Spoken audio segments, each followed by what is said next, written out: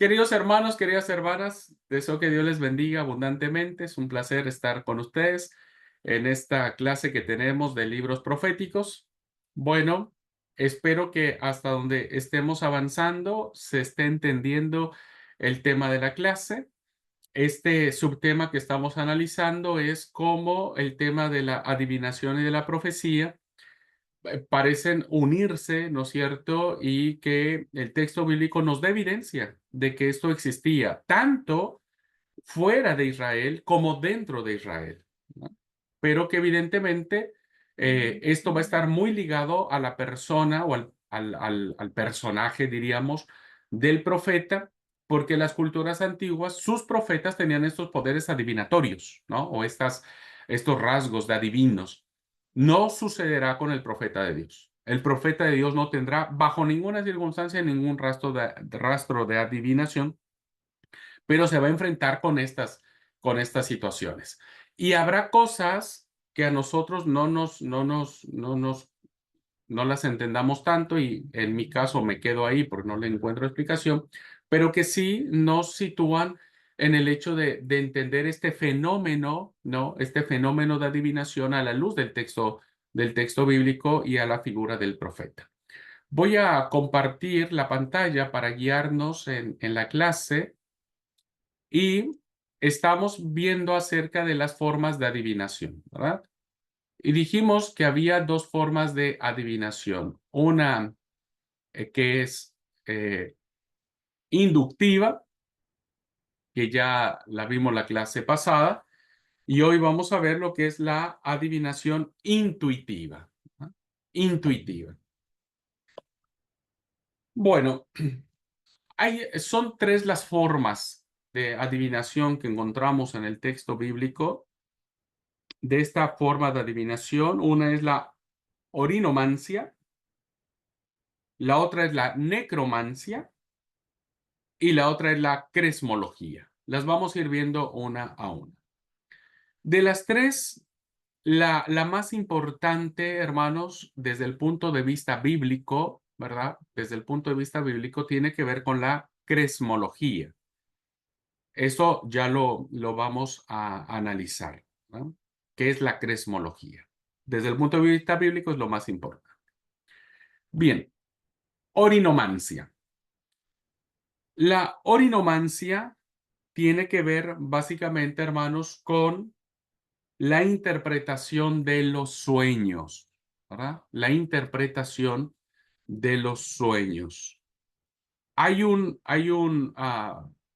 línea en un poema llamado Los persas de Esquilo que dice: tú has sido el primero que ha dado valor al signo divino que encierra mi sueño. Los sueños son interesantes, hermanos, y abundan en el texto bíblico de manera increíble.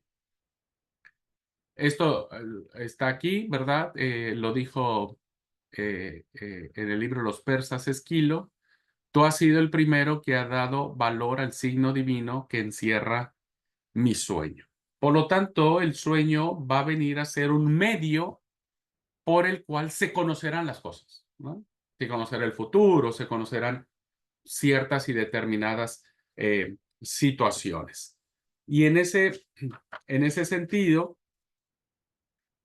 vemos que los sueños los encontramos en el Antiguo Testamento de una manera abundantísima, ¿no? De manera abundante. Encontramos en esto, ¿verdad? En Génesis 23, que podría ser como que el relato más antiguo respecto de los sueños, que tiene que ver con el rey Abimelech. Y Génesis 23 dice: pero Dios vino a Abimelech en sueños de noche y le dijo: he aquí muerto eres a causa de la mujer, tal, tal. Evidentemente, el primer caso, curiosamente, el primer caso que nosotros encontramos sobre la revelación de Dios en un sueño no es a un patriarca, no se le revela a Abraham, en este caso, sino el rey Abimelech, el rey de Gerar o de Gerar, al cual Dios le avisa en sueños que tiene que dejar ir a Sara, porque tuvo el grave error de agarrar la mujer equivocada. Vemos claramente entonces que esto ha sido muy interesante de cómo Dios revela, según el texto sagrado, a través de un sueño, su voluntad en este sentido. Tenemos otro ejemplo que es la fundación del santuario de Betel. Génesis capítulo 28, versículos del 11 al 16, nos narra cómo Dios se le aparece ya aquí al profeta Jacob en un sueño. Y dice, y llegó a un cierto lugar y durmió allí porque ya el sol se había puesto, y tomó de las piedras de aquel paraje y puso su cabecera y se acostó en aquel lugar y soñó. Y aquí una escalera que estaba apoyada en la tierra y su extremo tocaba en el cielo, y aquí ángeles de Dios que subían y descendían. Vemos claramente, ustedes siguen ahí, y después viene la explicación del sueño, ¿verdad? Y entonces ahí Jacob pone la piedra que será el fundamento para lo que sería la casa de Dios, es decir, el santuario que se levantaría en Betel. Un ejemplo más que tenemos, hermanos, de esta forma de revelación tiene que ver con los sueños de José respecto a sus padres y sus hermanos, que esto es muy típico, ¿verdad? Hay sueños, en todas las tradiciones de José están basados en sueños. Primero José sueña la luna, el sol, las estrellas inclinándose. Luego sueña las espigas, ¿no? Los hatos de espigas inclinándose. Luego encontramos evidentemente a eh, los sueños del copero y del panadero, ¿verdad? Que también José los interpreta. Y finalmente tenemos los sueños de Faraón, que él mira lo que es las vacas gordas, las vacas flacas. Entonces, claramente vemos cómo el medio por el cual se utilizan los sueños para conocer la voluntad de Dios era muy común, ¿no? Era muy común y muy recurrente en el tiempo antiguo. Bueno, este, es curioso, queridos hermanos, ver cómo este tipo de sueños, esta forma de revelar la voluntad de Dios a través de sueños, lo vemos también en el Nuevo Testamento. ¿Cómo se le revela a José, el papá de Jesús, ya en el Nuevo Testamento, que hay un rey malvado que quiere matar a los niños? ¿Cómo le hace saber? A través de sueños, ¿no? Entonces José sueña y el ángel le dice, andate para Egipto. Esto habría que matizarlo profundamente, queridos alumnos, porque evidentemente el sueño debe, debe hoy entenderse como un medio por el cual Dios revela su voluntad. Esa es una pregunta interesante. Yo me he topado con muchos cristianos y he ministrado, o no ministrado, he tratado de responder la pregunta de muchos hermanos de la iglesia, ¿no? Que, pastor, es que yo soñé, ¿no? Yo soñé y mire que yo cuando sueño se cumplen mis sueños. Bueno, hay que matizar el tema, ¿no? ¿Cómo entenderlo?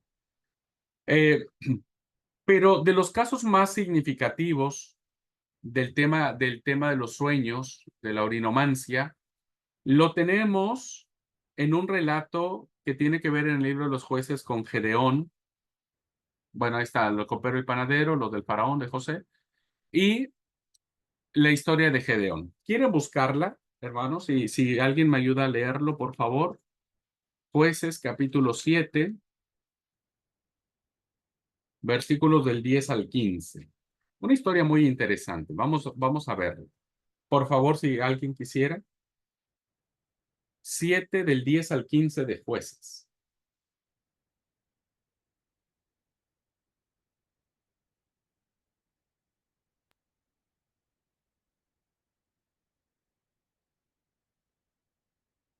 Jueces. Permiso. Capítulo 10, ¿no? Del No, capítulo 7. 7. 7 del 10 al 15. 7.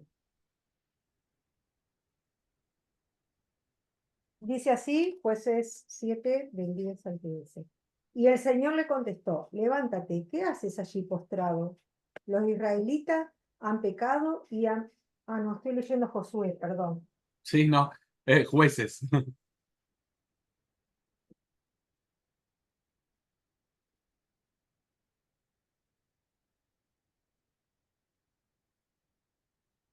Del 7.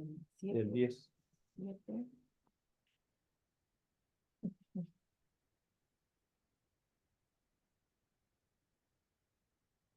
Ahora sí, Jueces 7, del 10 al 15. Dice así. Si temes atacar, baja primero al campamento con tu criado Jurá y escucha lo que digan. Después de esto cobrarás valor para atacar el campamento. Así que él fue y Furá, su criado, bajaron hasta los puestos de los centinelas en las afueras del campamento. Los madianitas, los amalecitas y todos los otros pueblos del oriente que se habían establecido en el valle eran numerosos como langostas. Sus camellos eran incontables como la arena a la orilla del mar. Gedeón llegó precisamente en el momento en que un hombre le contaba su sueño a un amigo. Tuve un sueño, decía, en el que un pan de cebada llegaba rodando al campamento madianita y con tal fuerza golpeaba una carpa que ésta se volteaba y se venía abajo. Su amigo le respondió, esto no significa otra cosa que la espada del israelita Gedeón, hijo de Joás. Dios ha entregado en sus manos a los madianitas y a todo el campamento. Cuando Gedeón oyó el relato del sueño y su interpretación, se postró en adoración. Luego volvió al campamento de Israel y ordenó, levántense, el Señor ha entregado en manos de ustedes el campamento madianita. Amén. Gracias. Bueno, vean entonces, hermanos, cómo Dios le habla aquí al protagonista de la historia y le asegura que va a entregar en sus manos el campamento enemigo. ¿Verdad?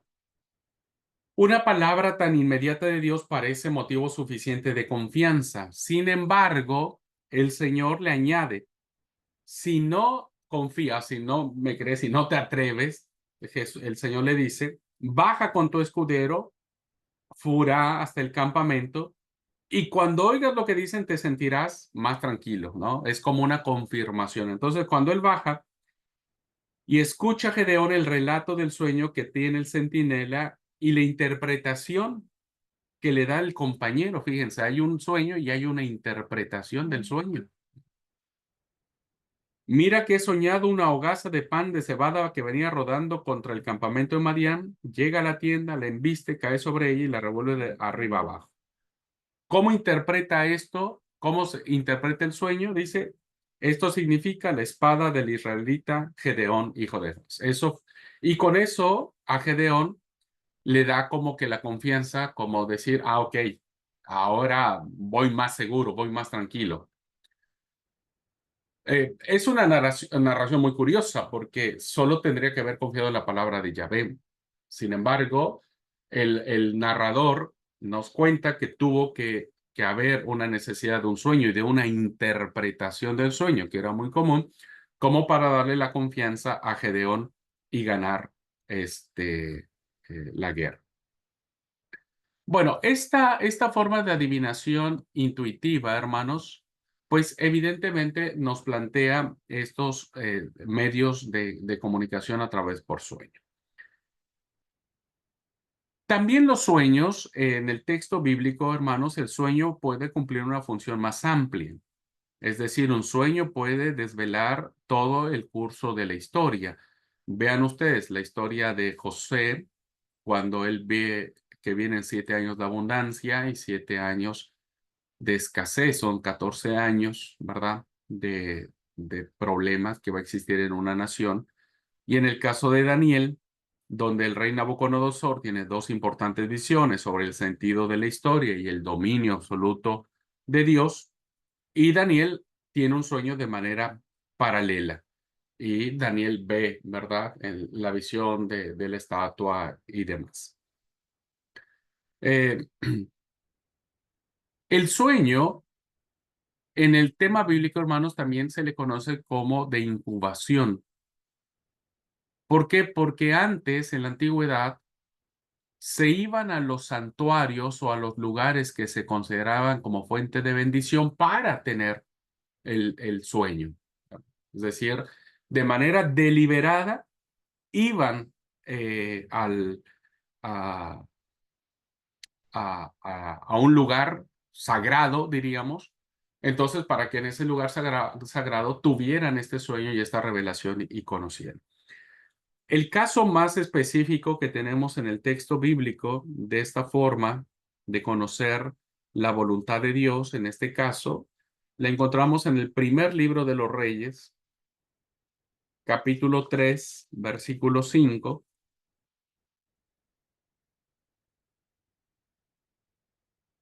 donde a comienzos del reinado de Salomón, Salomón acude a la ermita de Gabaón, a un lugar sagrado en Gabaón, para ofrecer sacrificios. Y el Señor se le aparece aquella noche a través de sueños. Dice el capítulo 3 del primer libro de Reyes, versículo 5, y se le apareció Jehová a Salomón en Gabaón una noche en sueños, y le dijo Dios, pide lo que quieras que yo te dé. A eso se le llama incubación. Hay que ir a un lugar sagrado para, desde ese lugar, recibir sueño. El hecho de que tenga lugar en el santuario hace pensar que se trata de un caso de incubación, ¿no? Porque fue allí donde Dios se lo reveló. En la práctica popular, hermanos, hay un pasaje donde dice que también se iban a otros lugares a recibir este tipo de sueños, de orientaciones divinas. El profeta Isaías en el capítulo 65, versículo 4, nos da cuenta de esta práctica. Dice Isaías 65, 4, que se esconden, perdón, que se quedan en los sepulcros y en lugares escondidos pasan la noche, que comen carne de cerdo y en sus ollas hay caldo de cosas inmundas, que tiene que ver con qué es lo que hacía el pueblo, ¿verdad? Entonces, a nivel popular, el profeta Isaías, hablando de una serie de prácticas idolátricas, denuncia a ese pueblo y les dice, ustedes que se agachan en los sepulcros y pernoctan en las grutas. En esta versión que yo leí dice, se quedan en los sepulcros y lugares escondidos pasan la noche.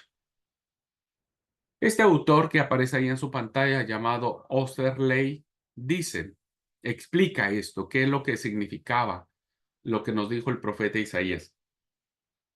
Acudiendo a la tumba y pasando allí la noche, se pensaba que el espíritu del difunto se apareciera al durmiente en un sueño y que daría de este modo la información o el consejo deseado.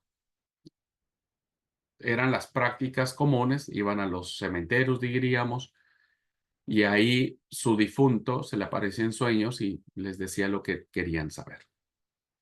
Bueno, con todo lo anterior, hermanos, hemos pasado un aspecto muy importante del Antiguo Testamento.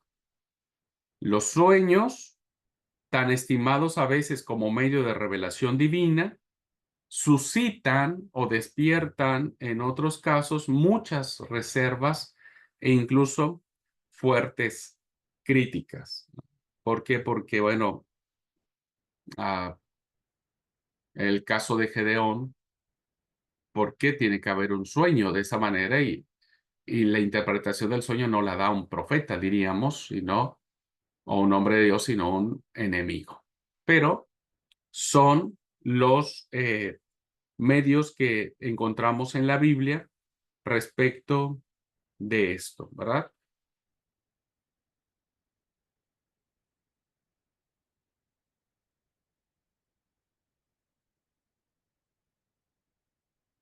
Hay un pasaje de Jeremías, capítulo 23. Jeremías, capítulo 23, versículo 25.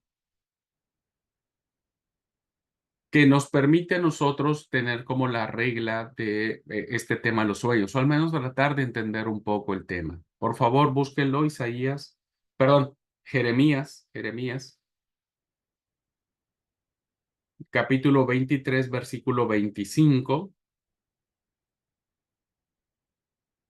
Jeremías 23, 25, que dice lo siguiente: yo he oído lo que aquellos profetas dijeron, profetizando mentira en mi nombre, diciendo, soñé, soñé. Es decir, también hay falsos profetas que manipulan el tema. Entonces, que pueden decir, yo soñé esto, yo soñé aquello, y viene palabra de Dios. Pero, según el profeta Jeremías, son falsos profetas. Y lo mismo va a decir el profeta en el capítulo 29, versículo 8. Es decir, hay que tener mucho cuidado con este tema, ¿verdad? Porque hoy mucha gente dice es que yo soñé. Bueno, hay que tener cuidado. Dice Jeremías 29, 8. Porque así ha dicho Jehová de los ejércitos, Dios de Israel: no os engañen vuestros profetas que están entre vosotros, ni vuestros adivinos, ni atendáis a los sueños que soñáis. Entonces hay una clara alusión de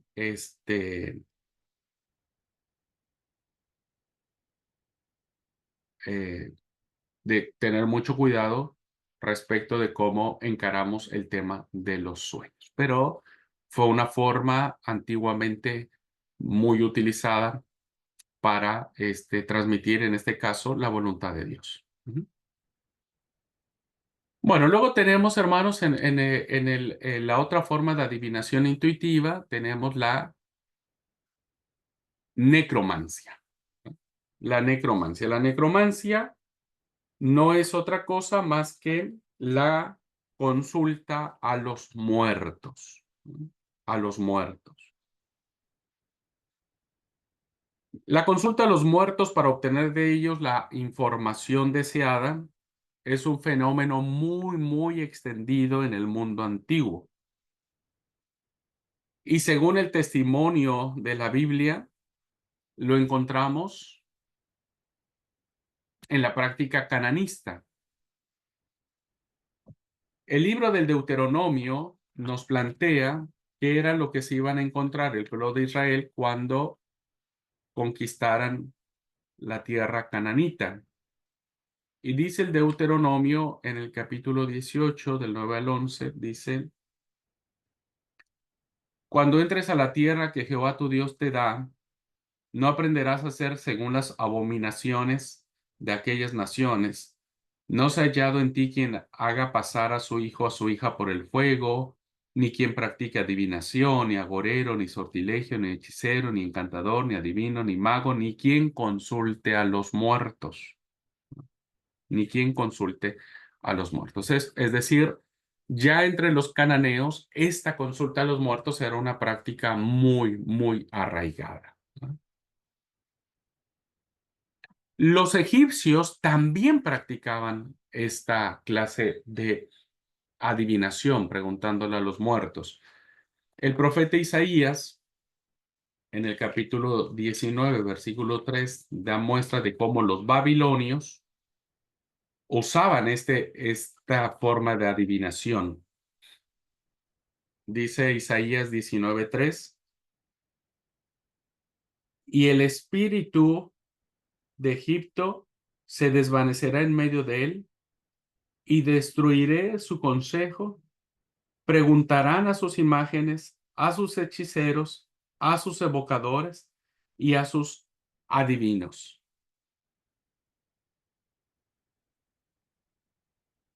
Esto evidentemente formaba parte de la tradición que había del pueblo de Israel.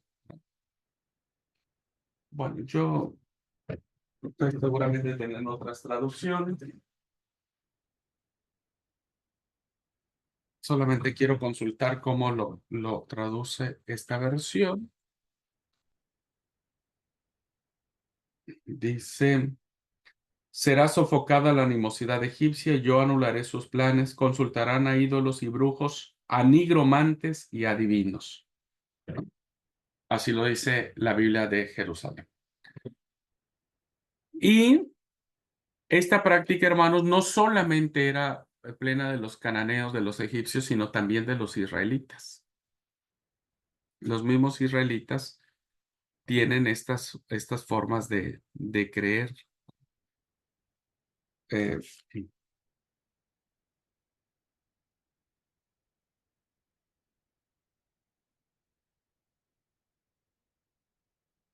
Vean qué dice, solo para un ejemplo, no leamos toda, Isaías 8:19. Isaías 8:19 dice, si os dijeren, preguntad a los encantadores y a los adivinos que susurran hablando, responded, ¿no consultará el pueblo a su Dios? ¿Consultará a los muertos por los vivos? Que evidentemente da a entender que muchos antes de consultar a Dios consultaban a los muertos. Así que esta práctica, hermanos, es muy difundida hasta el día de hoy. Y se hizo muy de moda con una película muy linda, diría yo, que todos vemos, pero la vemos sin ojos críticos, que fue muy famosa, que se llama Ghost, la sombra del amor. Bueno, es esta práctica divinatoria, ¿no? Solo que ahí nos la presentaron de manera muy romántica,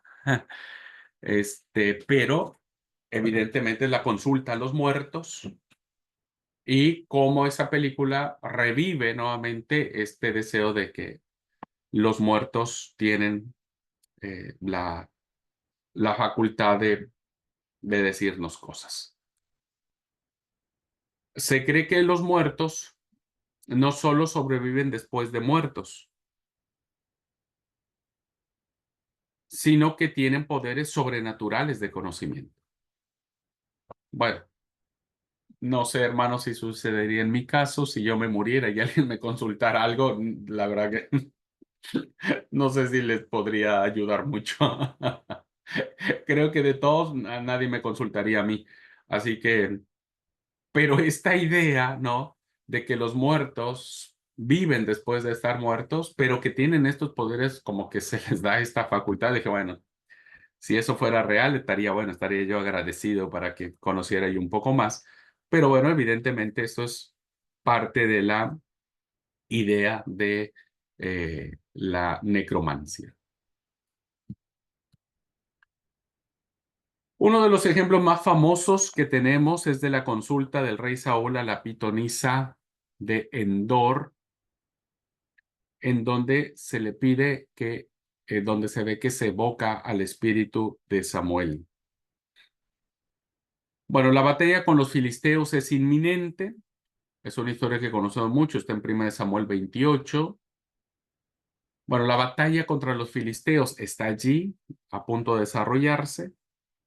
Saúl ha consultado a Dios por medio de sueños, del Urim, del Tumim y de los profetas, pero ninguno de los tres le ha servido para obtener la respuesta. Entonces, el último paso que le toca es recurrir a la necromancia, aunque él mismo habría, aunque él mismo había prohibido esa práctica con anterioridad. Si ustedes leen el primer libro de Samuel, capítulo 28,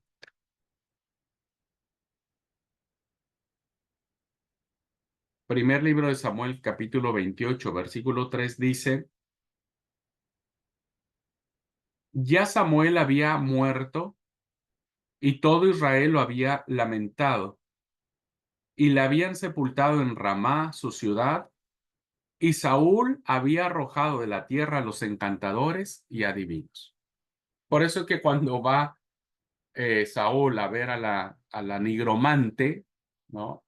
O a la adivina, pues esta se espanta, pues porque sabía que el rey había decretado su expulsión. Así que es necesario recurrir a una nigromante. Es decir, la figura del nigromante en este caso es una mujer dueña de un ob. ¿Qué quiere decir esto? Que parece ser que ella tenía como una especie de instrumento, no sabemos qué era, ¿no? Una especie de instrumento que utilizaba para conjurar a los difuntos y practicar la magia. La magia. Entonces, un nigromante, en este caso, una mujer nigromante, era aquella que tenía este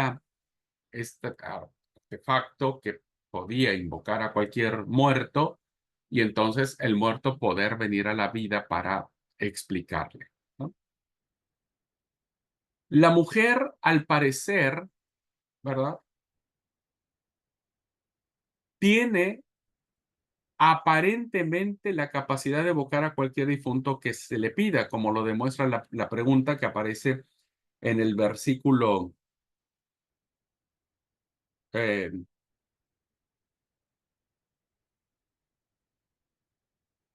11. Estamos en primer libro de Samuel, capítulo 28, versículo 11, la historia de la divina de Endor. Y entonces ella tiene como esta facultad de traer al difunto. Por eso la pregunta que le hace a Saúl, ¿a quién quieres que yo haga venir? ¿No?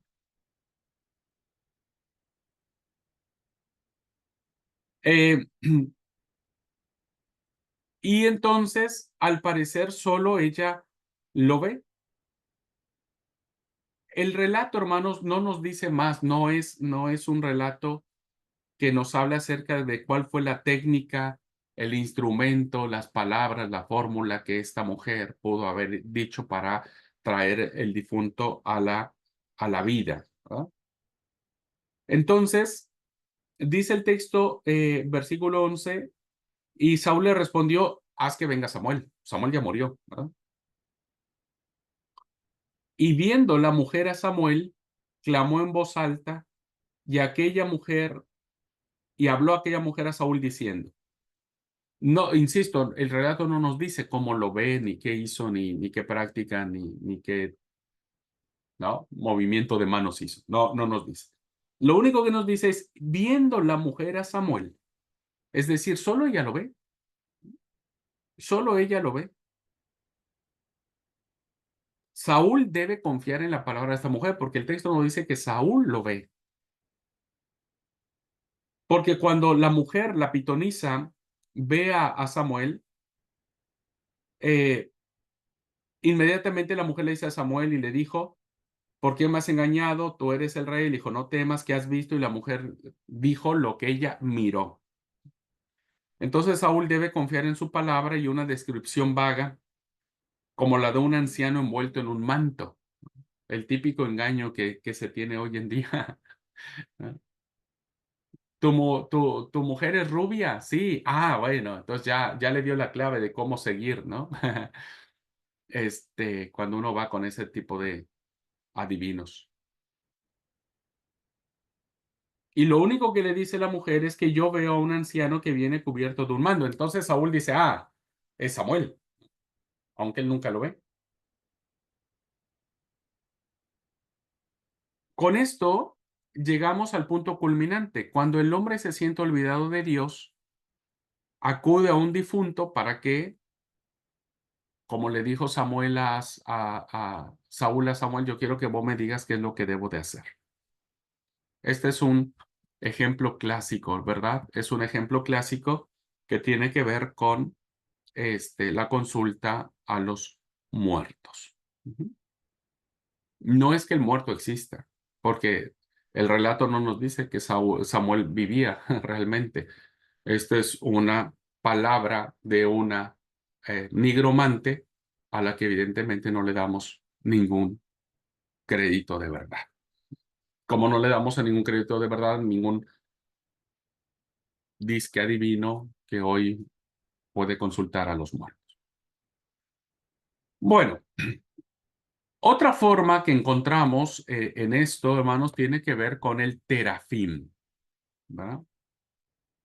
El terafín es un objeto enigmático usado en el arte adivinatorio por los israelitas. Por los israelitas. Vean en Ezequiel, hay un texto de Ezequiel, capítulo 21, versículo 26.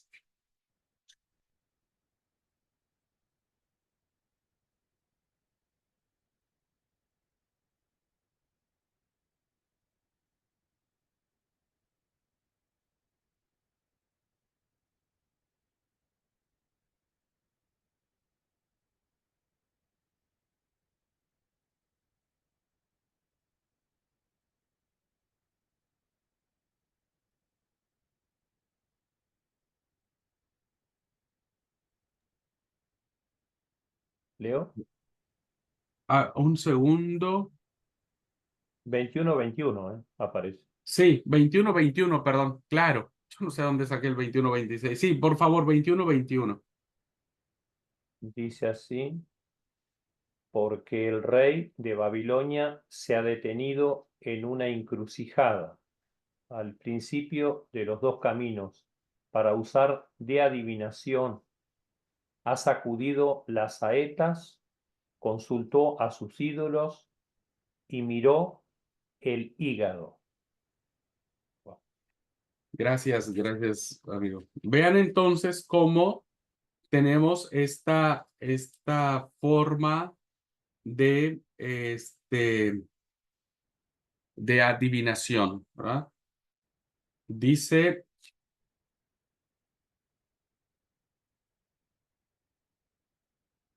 en esta versión que yo tengo, la versión de Jerusalén, dice lo siguiente: porque el rey de Babilonia se ha detenido en el cruce, en la cabecera de los dos caminos para consultar a la suerte.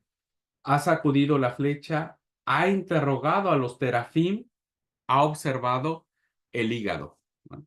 En la versión que leyó Manuel dice, consultó a sus ídolos.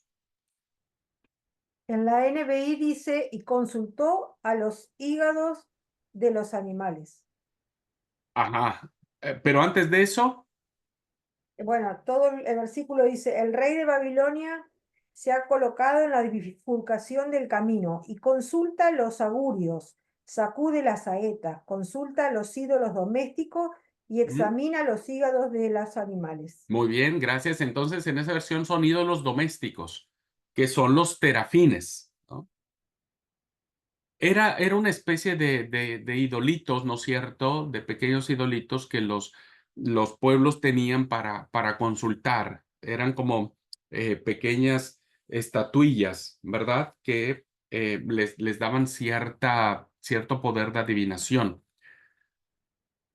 Los vemos igual en el libro del profeta Zacarías, capítulo 10, versículos 1 y 2. Si alguien quiere leer, Zacarías.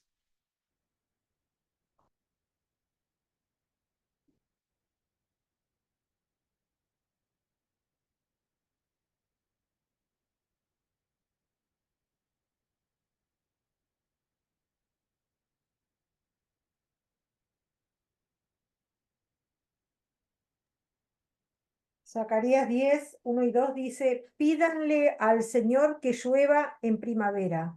Él es quien hace los nubarrones y envía los aguaceros. Él es quien da a todo hombre la hierba del campo. Y el 2 dice, los ídolos hablan con engaño, los adivinos tienen sueños falsos, hablan de visiones engañosas y consultan con fantasías. Y el pueblo vaga como rebaño agobiado porque carece de pastor. Gracias. Aquí en esta traducción dice, pues, el versículo 2 dice, pues los terafim predicen falsedad y los adivinos ven mentira, predicen sueños ilusorios, con vanidad quieren consolar, etc. Es decir, a través de ese pasaje sabemos que se impetraba de él la lluvia, ¿verdad? Se está pidiendo ahí el tema de la lluvia, o el tema es de la lluvia, en el contexto de prácticas adivinatorias y mágicas para obtenerlas, cosa que resulta tan pecaminosa como para pedírselas a Baal. Recuerden que Baal era el dios de la fecundidad, y ahora no se lo piden a Baal, sino se lo piden a los terafines. E incluso en primer libro de Samuel, capítulo 23, capítulo 15, versículo 23, el terafín aparece en paralelo al pecado de adivinación, es decir, están de igual situación. El primer libro de Samuel, 15:23.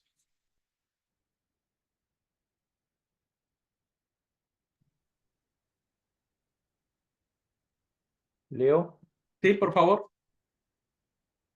porque como pecado de adivinación es la rebelión, y como ídolo e idolatría de obstinación.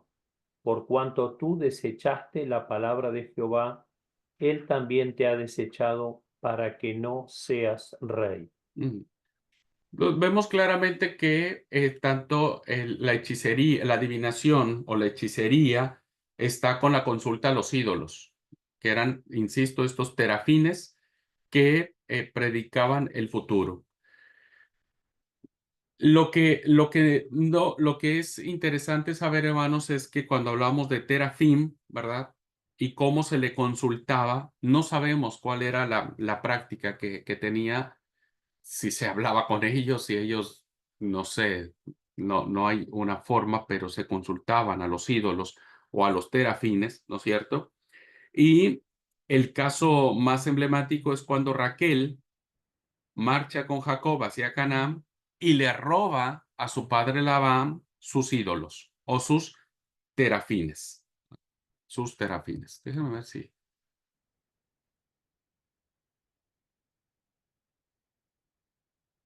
Bueno, estaba repetida la diapositiva. Al final vemos en la última parte, el último párrafo, dice, Raquel roba los ídolos, es decir, los terafín de su padre Labán. Otro relato tenemos que un tal Mica, ¿verdad? Un tal Mica, originario de la serranía de Efraín, se hizo un efod y un terafim, consagró sacerdote a uno de sus hijos y dispuso de una especie de capilla privada. Eso lo vemos también en el libro de los jueces. Y después tenemos a Mical, la esposa de David, para que los soldados de Saúl no descubran que ha huido, puso un terafim en su cama. Puso un terafim en su cama para que los soldados de Saúl no sepan que David había huido. Entonces, al parecer era una práctica muy común. Mire, yo no sé si puede ser, ¿verdad? Pero hoy hay muchos cristianos que, yo recuerdo que se puso muy de moda, ¿no es cierto? Que muchos cristianos usaban una pulsera, ¿no? Una pulsera que tenía dos bochitas, ¿no? Dos bolitas al final. Y bueno, que era como para alejar las energías malas y era no sé qué cosa. Así que aún seguimos teniendo como estos ídolos, ¿no? De confiar en esas cosas que nos dan mayor seguridad o que nos pueden ayudar a sentirnos mejor, ¿va? A sentirnos mejor. Bueno, ya desde entonces, desde antaño, tenemos esta situación. Bien, entonces hasta aquí hemos recorrido, hermanos, cómo se da la orinomancia, la interpretación de los sueños, la necromancia, la consulta a los muertos, una práctica muy común, ¿no? Y finalmente tenemos la tercera forma, que es la cresmología, los oráculos que, como dije, en función de la Biblia, es la que más nos importa, Porque los oráculos, que es la palabra hablada, era la forma favorita que tenían los profetas para transmitir la voluntad de Yahvé, ¿verdad? Para transmitir la voluntad de Dios. Entonces, cresmología, ¿verdad? Cresmología significa la comunicación divina a través de oráculos o de mensajes proféticos. La cresmología es la comunicación divina que se da a través de los oráculos. Pueden ser estos hablados o escritos. Y ahí es donde entra el tema de los profetas.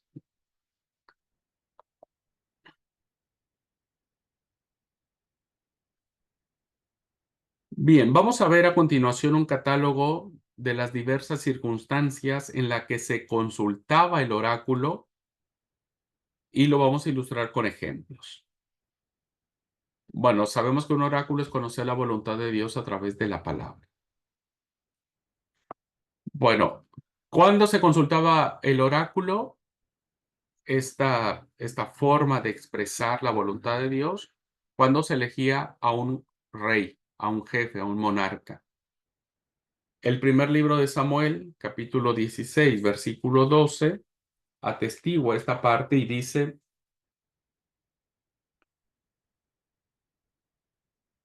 mandó pues que lo trajeran. Era rubio, de bellos ojos y hermosa presencia. Dijo Yahvé: levántate y úngelo, porque este es. Entonces hay una palabra ahí directa. No sabemos cómo fue que la escuchó Samuel en el caso de la unción. No sabemos si la sintió, la percibió, hubo un susurro, se cree. Ahí solo dice, le dijo Yahvé a Samuel. Le dijo. ¿Cómo le dijo? No sé cómo le dijo, pero es una forma de comunicar su voluntad a través de la palabra, ¿no? Este es, por lo tanto, úngelo. Y ahí se hace la unción del rey David. Otro ejemplo lo tenemos cuando se va a la guerra, ¿no? En el segundo libro de Samuel, capítulo 5, versículo 19. Si alguien quiere ayudarme a leer.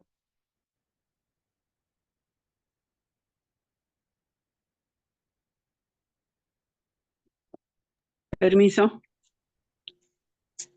Entonces consultó David a Jehová diciendo: ¿iré contra los filisteos? ¿Los entregarás en mi mano? Y Jehová respondió a David: ve, porque ciertamente entregaré a los filisteos en tu mano. Amén. Gracias, muy amable suegra. Bueno, vemos claramente otro ejemplo, ¿verdad? David le consulta a Yahvé: ¿debo atacar a los filisteos? ¿Los entregarás en mis manos? Y Yahvé le respondió y le dijo: anda. ¿Cómo le respondió? ¿Qué le dijo? ¿Cómo lo escuchó? ¿No? ¿Fue una voz audible, interna? No sabemos, pero fue la forma que Dios utilizó para comunicar, ¿verdad?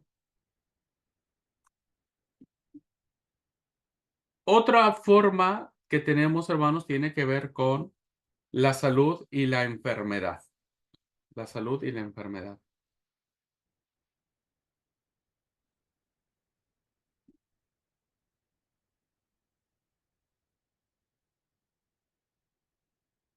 En la Biblia hay testigo de la costumbre de consultar un oráculo en caso de enfermedad. Los dos primeros ejemplos son contradictorios. En el caso, por ejemplo, de Segunda de Reyes, nosotros vemos al rey Ocosías, en el segundo libro de Reyes, capítulo 1, vemos al rey Ocosías mandar mensajeros a consultar a Baal-zebú, el dios de Crom, para saber si se iba a vivir. Iba a vivir.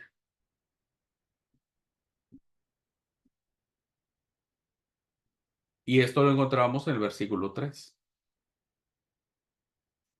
El ángel de Yahvé dijo entonces a Elías, el tesbita: disponte a subir al encuentro de los mensajeros del rey de Samaria y diles: no ¿No hay Dios en Israel que vayas a consultar a Baal-zebul, dios de Ecrón? Entonces, claramente vemos cómo en este caso hay un oráculo de parte de Dios, ¿no? Un mensaje de parte de Dios directo a Elías, donde fue y le dice, dile a este rey que no tiene por qué ir a consultar a otros dioses. Y este es un rey de Israel, es decir, un rey que conocía a Dios.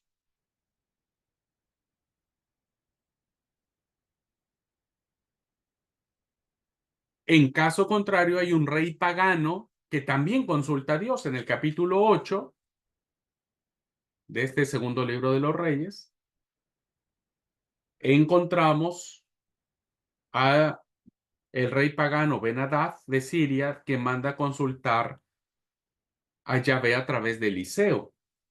Capítulo 8, versículo 7.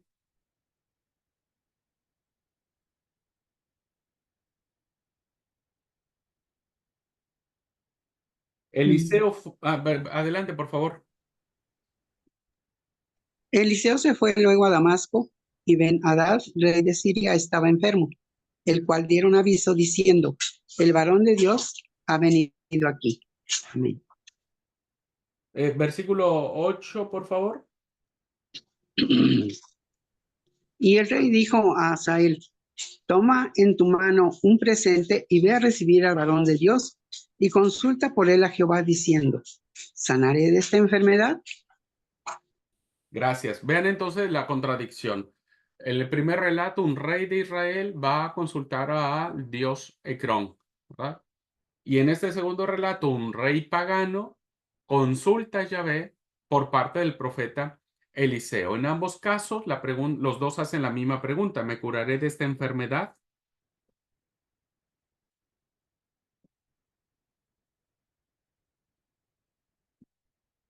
Podemos ver claramente cómo estas formas de consultar a Dios y de que Él manifieste su voluntad a través de oráculos, pues era está muy extendida en el texto antiguo. Otra manera, otro lugar donde vemos es cuando hay colonizaciones, cuando se quiere colonizar un lugar, ¿verdad? Esto lo tenemos en el segundo libro de Samuel, capítulo 2.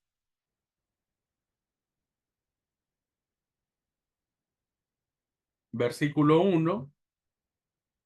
Dice, después de esto consultó David a Yahvé, ¿debo subir a alguna de las ciudades de Judá?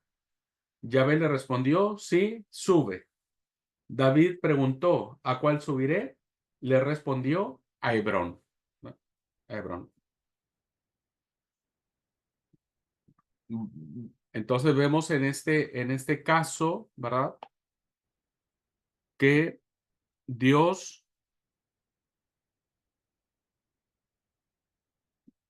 vemos en este caso, perdón, que los israelitas que no tienen tanto territorio que colonizar como otros pueblos, entonces es importante empezar a conquistar otros lugares.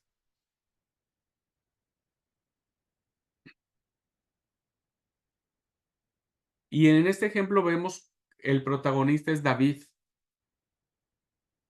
David consulta a Dios cuando piensa dejar su vida de bandolero, digamos, de andar de salto de mata, y quiere ya sentarse en un lugar. La pregunta que le hace David a Dios es, ¿puedo ir a alguna ciudad de Judá? El Señor le responde, sí. Y David le dijo, ¿cuál? Y él le respondió, a Hebrón. Volvemos a lo mismo. Aquí hay un diálogo interesante. Es como si el autor nos diera la intención de que yo estoy ahora charlando con ustedes, les pregunto algo, ustedes me responden, pero yo los veo, ustedes me ven, yo los escucho, los veo, pero aquí estamos hablando de Dios, ¿no? Que nadie ha visto su rostro y que su voz es de fuertes aguas, etcétera. Pero evidentemente es una forma que se tiene para transmitir la voluntad de Dios. Ay. Y es así entonces, queridos hermanos, como hemos hecho un repaso generalizado de lo que son los tipos de adivinación que se tenían y cómo de alguna manera están reflejados estos temas de adivinación en el texto bíblico, pero también cómo estas prácticas en plural afectaban el consciente y el inconsciente colectivo respecto de su relación con sus dioses. En este caso, del pueblo de Israel, de sus líderes, de sus reyes, de sus sacerdotes y de sus profetas, en función de lo que era Dios.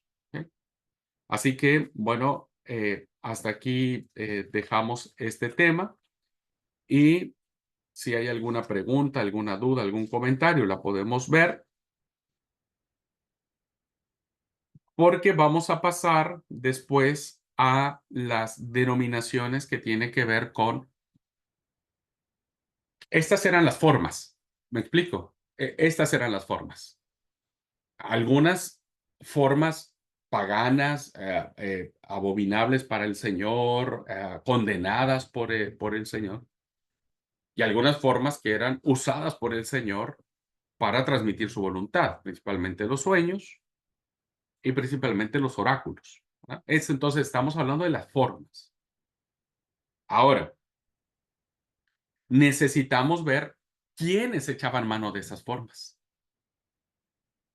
Y en la siguiente clase vamos a ver el tema de los mediadores. Y vamos a analizar la figura del sacerdote, del vidente, del visionario, del hombre de Dios. Y finalmente vamos a terminar analizando el tema del profeta como tal, ¿no? ¿Qué vendrían a ser los medios? En pocas palabras, las personas que van a echar mano de estas formas, ¿no?, de conocer la voluntad de Dios.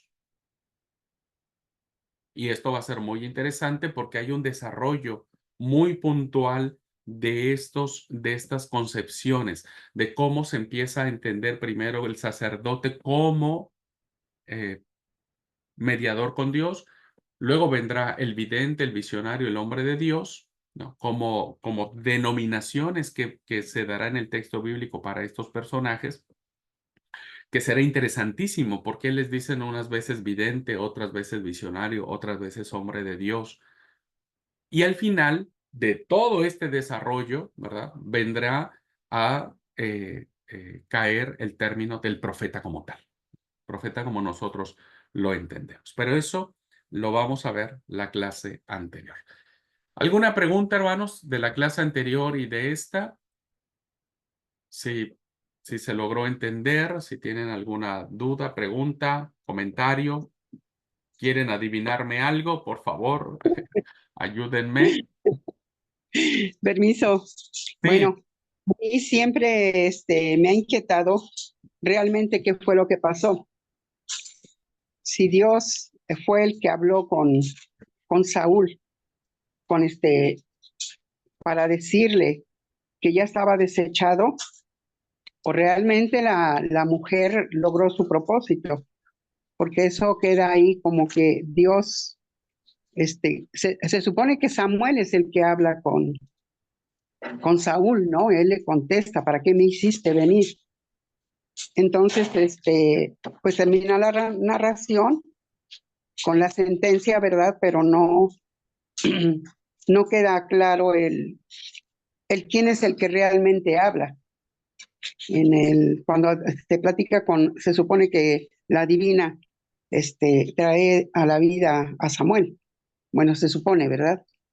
Entonces, a mí siempre me ha inquietado esa duda porque esa historia tiene mucho tiempo que la leí y la he vuelto a leer pues, en situaciones de personas que creen que los muertos regresan. Entonces, si nos podrías aclarar esa duda, te lo voy a agradecer mucho. sí, suegra. Evidentemente es uno de los pasajes favoritos para justificar la doctrina de la inmortalidad del alma. Uno de tantos, ¿no? Que significa el hecho de que cuando alguien muere, el alma es inmortal, el alma sigue viviendo. ¿no? Ujú. Bueno, cuando nosotros vemos este pasaje, primero tenemos que entender que las tradiciones bíblicas en torno a Saúl eran unas tradiciones que siempre lo dejan mal parado. Siendo el primer rey de Israel y por lo tanto él era el que había iniciado la monarquía, evidentemente el autor del libro de Samuel, el narrador del libro de Samuel o el historiador, tiene enfrente un problema. El problema que tiene el narrador es cómo justificar el ascenso de David al trono, cuando diríamos por herencia no le tocaba el trono le tocaba a un descendiente de Saúl. Exacto. Ese es el primer punto. Segundo punto, evidentemente las tradiciones que se ciernen sobre Saúl son muy pocas en comparación a las tradiciones que hay de David y de Salomón, los tres grandes reyes de Israel. Sí. Tercero, la mayoría de las tradiciones que se conservan de Saúl están en sentido negativo, que era básicamente la forma que tenía el narrador de decir no era posible continuar la simiente de Saúl cuando éste hizo lo malo, ¿no? Y dentro de este contexto aparece Saúl en una narrativa que nos da el autor bíblico sobre la divina de Endor. Bien, como lo expliqué ahorita en clase, más o menos, Saúl está reflejado de una forma negativa como un hombre que ya había caído de la gracia de Dios. Si ustedes leen el versículo 6 del capítulo 28, donde está la historia, dice, consultó Saúl a Jehová, pero Jehová no le respondió, ni por sueños, ni por Urim, ni los profetas. Es decir, ya está ahí el autor diciendo, Saúl ha caído, ¿verdad? Ha caído Saúl, ya, perdón lo que voy a decir, pero ni Dios lo quiere, ¿no? Ya ni Dios lo quiere, porque lo consultó por todos lados y no lo hizo. Luego, Saúl hace lo que no tendría que hacer. Y aquí viene una visión deuteronomista. El que obedece será bendecido. El que desobedece alcanzará maldición. ¿Qué hace Saúl? Desobedece. Desobedece dos cosas. Una, su propio mandato de haber desterrado a los adivinos y a los encantadores. Pero el más importante, el mandato deuteronomista que decía que cuando llegaran a la tierra de Canaán no tenían que consultar ni a agoreros, ni a adivinos, ni a hechiceros, ni en los que consultan con los muertos. Entonces ya estamos viendo que el autor claramente nos está diciendo que Saúl está plenamente justificado que no puede continuar su dinastía en Israel. Por lo tanto, David es la opción. David es la opción. Ahora, cuando llegamos al punto, ¿no? Vemos claramente que cuando Saúl viene, versículo 9 dice, y la mujer le dijo, he aquí tú sabes lo que Saúl ha hecho, cómo ha cortado de la tierra a los evocadores y a los adivinos, ¿por qué pues pones tropiezo a mi vida para hacerte morir? Entonces Saúl le dijo, le juró por Jehová diciendo, vive Jehová que ningún mal te vendrá por esto. Bueno, ya ahí la mujer, la divina, ¿no es cierto?, hace su trabajo. ¿A quién quieres que te haga venir? Y a Samuel, le dijo él. Pero evidentemente Saúl nunca ve a Samuel. Nunca lo ve. Si el difunto viniera a la vida, tendría que materializarse. Pero Saúl nunca ve a Samuel. Por eso dice el versículo 11, la mujer entonces, ¿a quién te haré venir? Y él respondió, hazme venir a Samuel. Y viendo la mujer a Samuel, clamó en alta voz diciendo a aquella mujer, diciendo, ¿por qué me has engañado? Tú eres Saúl. El rey le dijo, no temas. ¿Qué has visto? La mujer ve a Samuel y Saúl confirma eso. Yo no lo he visto, yo no lo veo, no lo escucho, no tengo ni idea. ¿Vos qué has visto? Y es ahí donde la mujer dice, he visto a dioses que suben de la tierra. Como buena adivinadora y buena encantadora, pues tiene que hacer caer en la trampa a su propio cliente, diríamos, ¿no? Y entonces viene la pregunta, ¿y cuál es su forma? Ya cayó en la trampa, Saúl, porque el tema de la adivinación es ese, ¿no? Nadie conoce el futuro, solo Dios. Los difuntos no vienen a la vida, evidentemente. Entonces, ¿cuál es su forma? Cayó en la trampa. Y ella dijo, un hombre anciano viene cubierto de manto. Y Saúl dijo, es Samuel. Cayó redondito. ¿Qué es lo que tenía que hacer la mujer? Pues seguir con el, con el argumento, ¿no? Y Samuel dijo a Saúl, como si tuviera una charla con él, pero hasta este momento ni Saúl lo ve ni nada por el estilo. Y le hace preguntas, ¿por qué estás inquietado? Saúl le respondió, estoy angustiado, los filisteos vienen, etcétera, etcétera. Y entonces hay una pregunta que el narrador pone muy enfáticamente el tema. Dice, ¿y para qué me preguntas a mí si Jehová se ha apartado de ti y es tu enemigo? Esa es la clave. No el hecho de que si los muertos viven o no.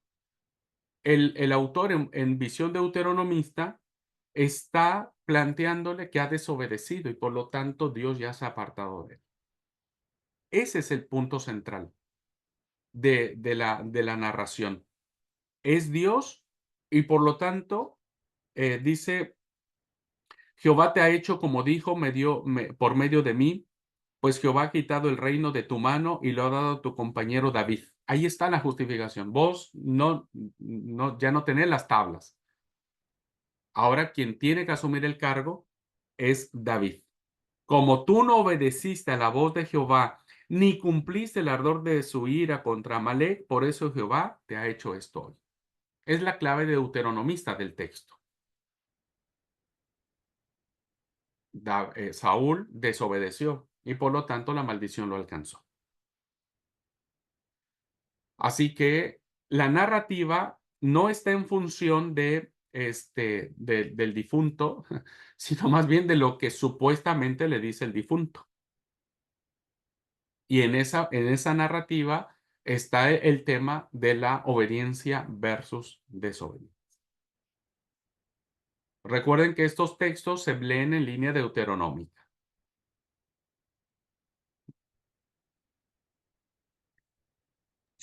Muchas gracias. Sí, sobre de nada. Y bueno, ya viéndolo en conjunto de todo el texto bíblico, obvio que los muertos no viven, ¿no? No se tiene la inmortalidad del alma. Porque si no, entonces pensaríamos que Samuel ahorita nos está mirando y nos va a castigar porque estamos diciendo cosas de él, ¿no? Y evidentemente no hay respaldo bíblico que lo acredite. ¿Ok? Bueno, Pero Tendríamos un problema, ¿verdad? Perdón, tendríamos el problema de otras denominaciones que dicen que el que muere, su espíritu se va al cielo y viene a ser un ángel junto a Dios que cuida a sus hijos en la tierra. Y bueno, ahí dirías tú, estamos en el horno, ¿verdad? sí. Y bueno, eso se explica, la inmortalidad del alma se explica con otros textos más que que no nada tiene que ver, se explica con otros textos. Pastor Manuel. no, veo que el escritor se encuentra bastante comprometido en dar argumentos a esta consulta. Y bueno, y es algo practicado que por ahí escapa a nuestro conocimiento hoy, pero en resumida cuenta, cayó en pecado, lo desechó Jehová y él sigue desechado y termina en esta situación, ¿no? No, quería comentar algo no muy afortunado que pasó en mi familia, no me enorgullece, pero pasó. Pero hay algo interesante para rescatar. Bueno, mi abuelo, él viene solo de Alemania y con 16 años con un vecino. Entonces, después cuando la guerra finalmente estaba terminando, ya el abuelo, mi bisabuelo no le escribía más y la última carta le había dicho que que se tenían que ir porque si invade Rusia, Alemania lo iban a matar. Entonces ellos dijeron que no salían. Bueno, finalmente no se recibió más carta, entonces mi abuelo consulta, ingresa y hace la consulta y la adivina le dice, ¿qué haces vos acá si tu espíritu no compatibiliza conmigo? Y lo echa para afuera.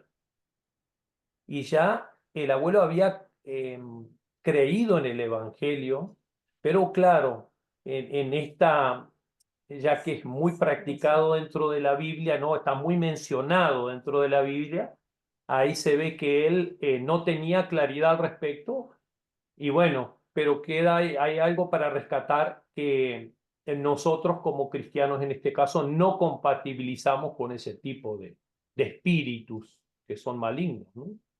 Así que eso por ahí quería comentar. Claro, y el tema, amigo, es que este tipo de servicios están a la vuelta de la esquina. O sea, incluso hasta por internet ya se hacen ese tipo de servicios, de consultas.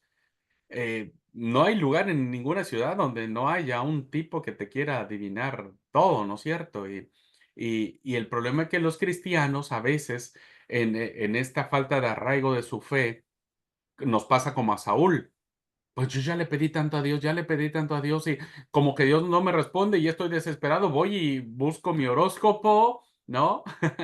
O busco mi carta astral, o por las dudas me pongo un listón rojo, ¿no? En la mano, como por el tema de las envidias, o pongo plantas, incluso hay plantas que hoy, de verdad, una hermana le dijo, a ver, ponga esta planta, hermana, en su casa porque esa absorbe las malas energías. Cuando alguien va a su casa y lleva mala vibra, esa planta le absorbe. Le digo, a ver, por favor, le digo, deja esa planta en paz, le digo. Pero vean cómo esta mentalidad, ¿no es cierto?, que se tiene de querer controlar el futuro nos lleva a estas prácticas que en línea deuteronómica no están permitidas. No están permitidas y no las debemos permitir bajo ninguna circunstancia. Bajo ninguna circunstancia. Permiso. Es triste, mi querido Abraham, pero en nuestra iglesia me ha tocado ver que hay hermanas que a sus niños les ponen su pulsera roja con su venadito, su ojito de venado famoso aquí en México, ¿no?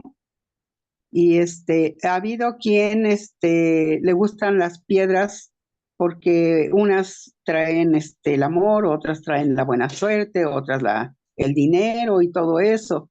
Y hay quienes ponen sus ramos blancos en las esquinas de la casa porque eso también aleja el mal, ¿no? Pero vuelvo a lo mismo. Hay una frase en la palabra de Dios que me gusta mucho, ¿verdad? Que dice, mi pueblo se perdió por ignorancia. Y no nada más el pueblo antiguo, Abraham. En la actualidad, nuestra iglesia anda, ahora sí, somos como las ovejas perdidas de Israel. Sí, Sí, bueno, ignorantes por no estudiar la palabra de nuestro es Dios. una desgracia, sí. Bueno, Dios nos ayude a ir mejorando cada día. Bueno, hermanos, pues muchas gracias. Dios los bendiga, que tengan un lindo fin de semana. Nos vemos la próxima semana. Dios les bendiga.